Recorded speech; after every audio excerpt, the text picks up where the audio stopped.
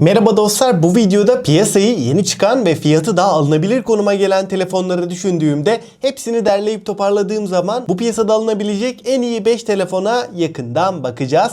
Baştan belirteyim, her zamanki gibi herhangi bir sponsorluk yok. Burada benim almayacağım, önermediğim hiçbir telefon bu listede olmayacak. O yüzden içiniz rahat olsun. Bu telefonların hepsinin de en ucuz güvenilir satın alma linkleri açıklama ve yorumlarda var. Oradan rahatlıkla alabilirsin. Sizce bu seriyi fiyatlar değiştikçe, yeni modeller geldikçe ara ara güncelleyelim mi? Güncelleyelim diyorsan videoyu hype edip abone olup zili açmayı unutma. Serinin devamı tamamen size bağlı. O zaman bu telefonları neye göre seçtin dersen, burada fiyat performans ve deneyimi düşündüğümde alınabilecek en sağlam telefonlardan bahsedeceğim. Burada minimum bütçemiz 15.000 olmalı ve 70.000'e kadar çıkacağız. Açıkçası alım gücümüzü düşündüğümde de şu anda en mantıklı aralık 15.000 ile 70.000 bandı diyebilirim. Şimdi alınabilecek en ucuz telefonumuzla başlayalım. Burada Galaxy A36'yı görüyoruz. Tasarımla başlayalım. Tasarımsal açıdan Galaxy A serisi bu sene bayağı değişti. Yani burada artık yeni bir tasarım anlayışıyla karşılaşıyoruz ve A36 ile A56 arasında tasarım olarak çok bir fark yok. Kamera modülü kasa yapısıyla oldukça benzer. Arka kapak cam, çerçeveler plastik. Burada serinin uygun fiyatlı cihazı olduğunu düşünürsem çerçevelerin plastik olması çok büyük bir eksi değil. Aynen A35 gibi ucuz, kalitesiz bir hissiyat vermeyecek. Buradaki plastik yapının kaliteli olduğunu söyleyeyim. Ekran tarafında 6.7 inç Super AMOLED Full HD Plus çözünürlüğün yanında 120 Hz tazelemeyi görüyoruz ve burada HDR10, Dolby Vision gibi üst düzey teknolojiler yok. Parlaklık kısmında 1900 nit maksimum parlaklığa ulaşabiliyor. Donanımda yeni nesil bir işlemciyi Snapdragon 6 Gen 3'ü görüyoruz. 4 nanometrelik bu işlemcimiz Snapdragon 7S Gen 2 ile oldukça yakın. Bu işlemci A35'e oranla %20 daha güçlü. PUBG, Call of Duty Mobile gibi oyunlarda düşük ayarlar 60 FPS, orta yüksek arasında da 45 FPS'i rahat veriyor. Kamera kısmında ana kameramız 50 megapiksel f1.8 ve OIS desteğine sahip. İkinci kamera 8 megapiksel ultra geniş, üçüncü kamera olarak da 5 megapikselde makro kameramız var. Ön tarafta da 12 megapiksel 4K 30 FPS çekebilen bir kamerayı görüyoruz. Arka kamerayla da 4K 30 FPS'te OIS ile beraber titreşimsiz, sabit, stabil videolar çekebileceğiz. Buradaki en önemli detay yapay zeka kısmında nesne kaldırma, obje silme gibi özellikler artık A36'da da var. 5000 mAh batarya ve nihayet 45 Watt desteğiyle beraber geliyor. Kablosuz bağlantılarda Wi-Fi 6, Bluetooth 5.4, 5G ve NFC desteğini görüyoruz. Suya ve toza karşı da IP67 ile beraber 1,5 metre suya 30 dakika boyunca dayanabiliyor. İkinci sırada Galaxy A56 önümüze çıkıyor. Galaxy A56'ya baktığımızda kamera modülü kasa yapısıyla tamamen yeni bir cihazla karşılaşıyoruz. Buradaki üçlü kamera modülü artık S serisine benzemiyor. A serisinin kendine has bir tasarımı oluşmuş durumda ve orta segmentte malzeme kalitesi açısından en iyi cihaz diyebilirim. Arka kapak cam, çerçeveler alüminyum. Aynen A55'te olduğu gibi sanki bu orta segment değil de üst segment amiral gemisi hissiyatı veriyor. 7.4 mm kalınlık, 198 gramlık ağırlığa sahip. Boyutuna oranla çok kalın değil ancak çok hafif bir telefon olduğunu söyleyemem. Yine de boyutuna oranla düşündüğümde ağırlık ideal diyebilirim. Ve ön kısımda da çerçeveler biraz daha incelmiş durumda. 6.7 inç Super AMOLED Full HD Plus çözünürlüğün yanında 120 Hz tazelemeyi görüyoruz. Telefonda video, dizi, film, içerik tüketmeyi seviyorsanız burada HDR10 ve Dolby Vision'ın olmaması bir eksi ama bunun dışında panel kalitesi üst seviyede, ekrandaki renkler ve canlılık da gayet tatmin edici. Orta segment için yeterli bir ekranın olduğunu düşünüyorum. Donanımda yeni nesil bir işlemciyi görüyoruz. A56'da en büyük geliştirmelerden biri kesinlikle donanım tarafında. Burada Exynos 1580'i görüyoruz. 4 nanometrelik bu işlemcimiz 8 GB RAM, 256 GB'lık versiyonda beraber geliyor.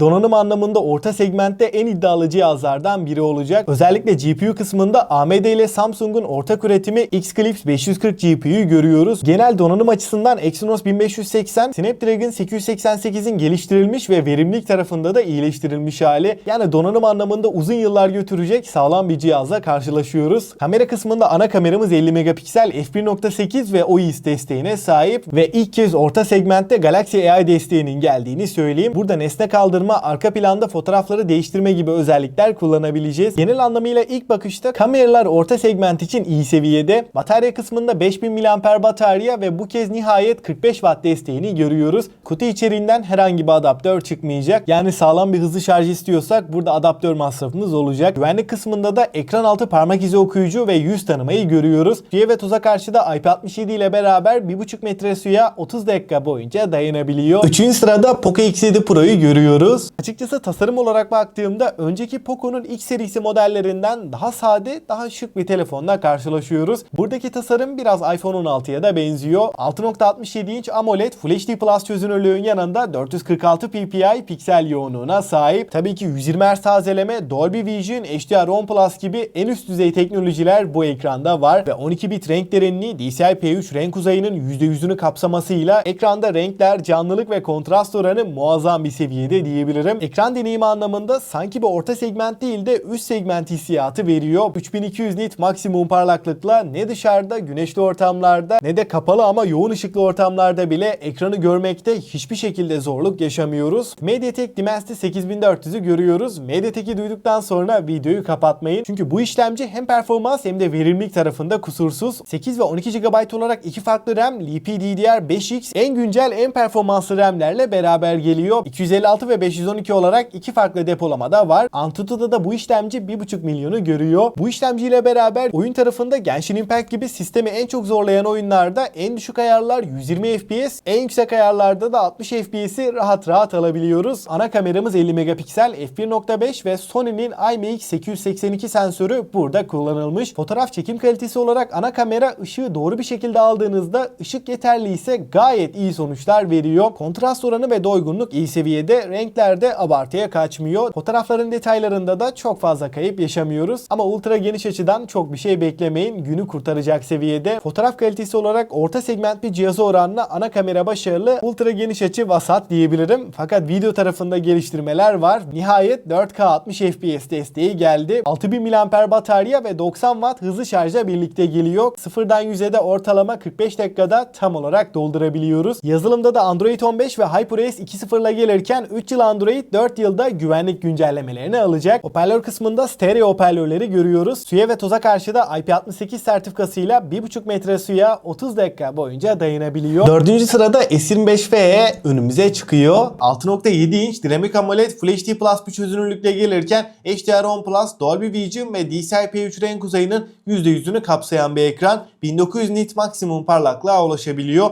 Bu fiyat bandında ekran kalitesi olarak da en iyilerden diyebilirim. Donanımda Exynos 2400'ü görürken 8 GB RAM, 256 GB depolamayla birlikte geliyor. Kamera kısmında ana kameramız 50 megapiksel f1.8 ve OIS desteğine sahip. İkinci kamera 12 megapiksel f2.2 ultra geniş. Üçüncü kamera olarak da 8 megapiksel f2.4 telefoto kameraya yer verilmiş. Ön tarafta da 12 megapiksellik 4K 60 FPS çekebilen bir kameramız var. Arka kamerayla da 4K 60 FPS çekimler yapabiliyoruz. 4900 mAh batarya 45 Watt hızlı şarja gelirken yazılımda da Android 16 ve One UI 8.0'ı görüyoruz. Ve 7 yıl Android, 7 yılda güvenlik güncellemelerini alacak. Stereo hoparlörler var. Dolby Atmos desteğiyle gelirken kablosuz bağlantılarda Wi-Fi 6, Bluetooth 5.4, 5G ve NFC desteğimiz var. Suya ve toza karşı da IP68 ile beraber 1,5 metre suya 30 dakika boyunca dayanabiliyor. Eğer bütçem 30.000 bandında ve benim için kameranın fotoğraf tarafı birinci öncelik diyorsan Xiaomi 15'te önümüze çıkıyor. 6.8 inç AMOLED Full HD Plus bir çözünürlükte gelirken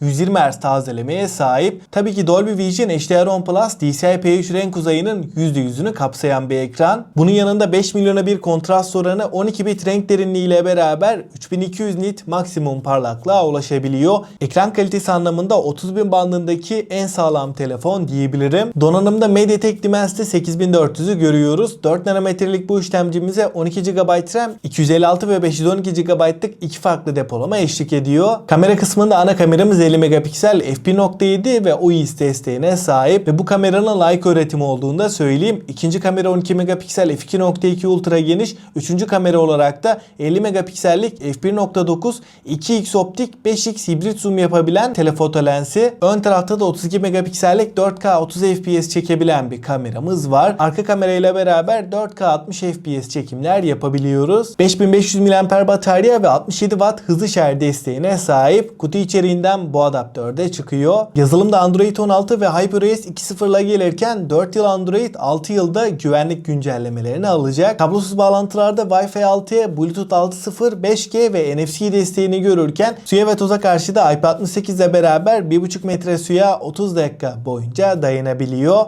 Hoparlör tarafında Dolby Atmos stereo hoparlörleri görüyoruz. 40.000 bandında da en mantıklı telefon telefon Xiaomi 15T Pro'yu görüyoruz. 6.8 inç AMOLED Full HD Plus 144 Hz bir panelle gelirken HDR10 Plus Dolby Vision desteğiyle beraber DCI-P3 renk uzayının %100'ünü kapsayan bir ekran. Ekran kalitesi olarak renkler, canlılık, doygunluk tarafında bu fiyat bandında alabileceğimiz en iyi ekran diyebilirim ve 3200 nit maksimum parlaklığa ulaşabiliyor. Parlaklık olarak da ne evde kapalı ortamlarda ne de dışarıda güneşli havalarda ekranı görmekte hiçbir problem yaşamayacağız. Donanımda bu fiyat bandının en güçlü işlemcisini yani MediaTek Dimensity 9400 Plus'ı görüyoruz. 12 GB RAM ve 512 GB depolama ile beraber geliyor. Oyunlarda en yüksek ayarlar 60 FPS, en düşük ayarlarda da 120 FPS'i rahat veriyor. Oyun performansı olarak da 40.000 bandındaki en sağlam telefon diyebilirim. Kamera kısmında ana kameramız 50 megapiksel Leica'nın Simulux lensiyle gelirken f1.6 OIS desteğiyle beraber geliyor. İkinci kamera 12 megapiksel f2.2 ultra geniş. Üçüncü kamera olarak da 50 megapiksellik f3.0 5x optik 10x hibrit zoom yapabilen telefoto lensi. Ön tarafta da 32 megapiksellik 4K 30 FPS çekebilen bir kameramız var. Arka kamerayla 4K 60 FPS çekimler yapabiliyoruz. 5500 mAh batarya 90 Watt hızlı şarja gelirken kutu içeriğinden bu adaptörde çıkıyor. Sıfırdan 100'e ortalama 35 dakikada bu bataryayı doldurabiliyoruz. Yazılımda da Android 15 ve HyperOS 2.0 ile gelirken stereo Dolby Atmos hoparlörler kullanılmış. Kablosuz bağlantılarda Wi-Fi 7, Bluetooth 6.0, 5G ve NFC desteğini görürken suya ve toza karşı da IP68 ile beraber 1.5 metre suya 30 dakika boyunca dayanabiliyor. Son sırada da özellikle iOS bir telefon istiyorum diyorsan 120 Hz ProMotion ekranı ile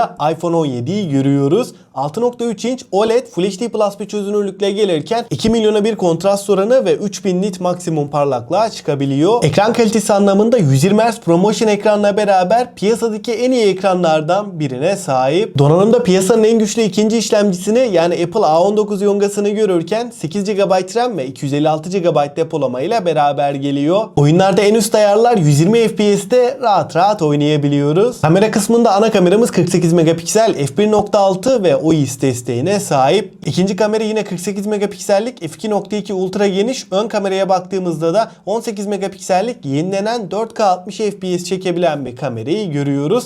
Arka kamerayla da 4K 60 FPS çekimler yapabiliyoruz. 3692 mAh batarya ve 40 Watt hızlı şarj desteğine sahip. Sıfırdan 100'e ortalama 45 dakikada bu bataryayı doldurabiliyoruz. iOS 26 ile kutudan çıkmışken en az 6 yıl daha güncellemeleri almaya devam edecek. Kablosuz bağlantılarda Wi-Fi 7, Bluetooth 6.0, 5G ve NFC desteğini görürken stereo Dolby Atmos hoparlörler konumlandırılmış. Suya ve toza karşı da IP68 ile beraber 6 metre suya 30 dakika boyunca dayanabiliyor. Dostlar şimdi en önemli kısım hangi telefon kime göre ondan bahsedeyim. Eğer bütçem çok yüksek değil 15'te 20.000 bandında. Bu fiyat bandında kamerası sağlam, ekran kalitesi güzel, tasarım olarak da iyi bir telefon istiyorsak Galaxy A36 bu noktada çok mantıklı. Fakat benim kamera performans tarafında beklentim yüksek. Biraz daha iyi bir kamera istiyorum diyorsan da Galaxy A56 bu noktada öne çıkıyor. Benim için performans birinci öncelik diyorsan da 20.000 bandında hiçbir alternatifi olmayan Poco X7 Pro en mantıklı seçenek. Fakat ben her yönüyle bir amiral gemisi telefon istiyorum. Bütçeyi de çok yukarılara çıkarmadan alınabilecek en iyi telefon ne derseniz bu noktada S25FE önümüze çıkıyor. Eğer benim için kameranın fotoğraf tarafı birinci öncelik diyorsan da Xiaomi 15'te bu noktada öne çıkıyor. Eğer bütçem 40 ile 50.000 bandındaysa Leica lensleri, Dimensity 9400 Plus işlemcisi, ekran kalitesiyle beraber genel deneyimiyle tam bir amiral gemisi en mantıklı telefon kesinlikle Xiaomi 15T Pro. Eğer benim bütçem yüksek 70.000 bandına çıkabiliyorum. Bu noktada 120 Hz ProMotion ekranı, yenilenen kamera sistemi ve Apple A19 işlemcisiyle beraber alınabilecek en sağlam telefon kesinlikle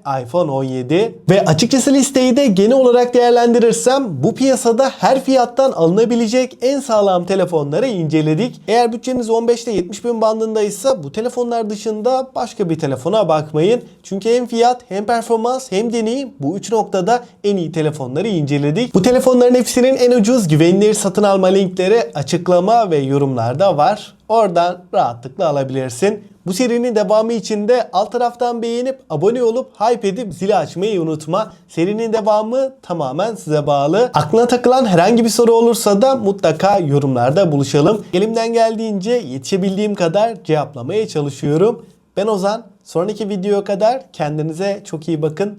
Hoşça kalın.